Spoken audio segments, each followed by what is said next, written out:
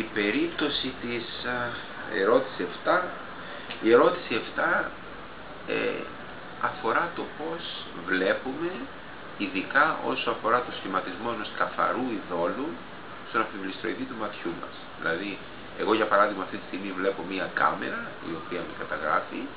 Στον αμφιβληστροειδή του ματιού μου δημιουργείται το είδωλο, ένα καθαρό είδωλο αυτής της κάμερας. Πώς λοιπόν εξηγεί η φυσική την παρουσία αυτού του ειδόλου? Δεν μας ενδιέφερε τι γίνεται από εκεί και πέρα με τα κονία, τα ραβδία ή οτιδήποτε άλλο. Μας ενδιέφερε πώς φτάνουμε εκεί. Είναι, όπως φαίνεται σε διαδοχικές χρονιές, αυτό παρά το ότι είναι ένα θέμα το οποίο μπορούμε να το συναντήσουμε ακόμα και στο δημοτικό, σαν μια διερεύνηση που κάνουν μαθητές, είναι ένα δύσκολο θέμα.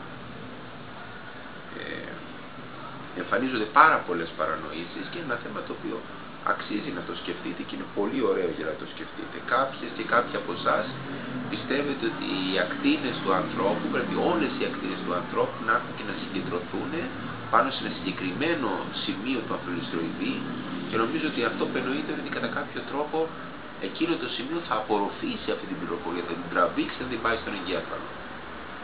Κάποιες ή κάποιοι άλλοι σκέφτεστε ότι ακτίνες φεύγουν από τα μάτια του ανθρώπου, πηγαίνουν προς τα αντικείμενα και γυρνάνε.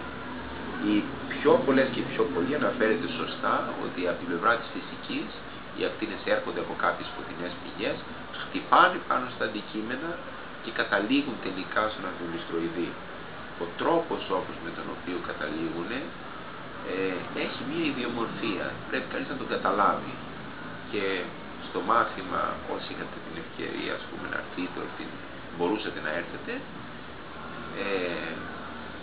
είπαμε ότι πρέπει να φανταστεί κανένας το οποιοδήποτε αντικείμενο σαν αποτελείται από ψηφίδες και από κάθε ψηφίδα να φεύγει μία δέσμη. Η δέσμη λοιπόν αυτή στη συνέχεια, οι διαφορετικές ακτίνες που την αποτελούν αλλάζουν τροχιά και έρχονται και εστιάζονται σε ένα συγκεκριμένο σημείο στον αμφιβληστροειδή. Για κάθε σημείο του αντικειμένου, ένα συγκεκριμένο σημείο στον αμφιβληστροειδή. Και με αυτόν τον τρόπο δημιουργείται με λεπτομέρεια το είδωλο του αντικειμένου στον αμφιβληστροειδή. Άρα η απάντηση είναι ότι η πιο κοντινή είναι η ζωγραφιά της Έλενας. Αν θέλατε να το κάνετε ακόμα πιο τέλειο, θα βάζατε και μια πηγή που στέλνει ακτίνες και τελικά οι ακτίνες αυτές καταλήγουν στο μάτι του ανθρώπου που είναι ζωγραφισμένο εκεί. Πάντως συνολικά προσπαθήσατε.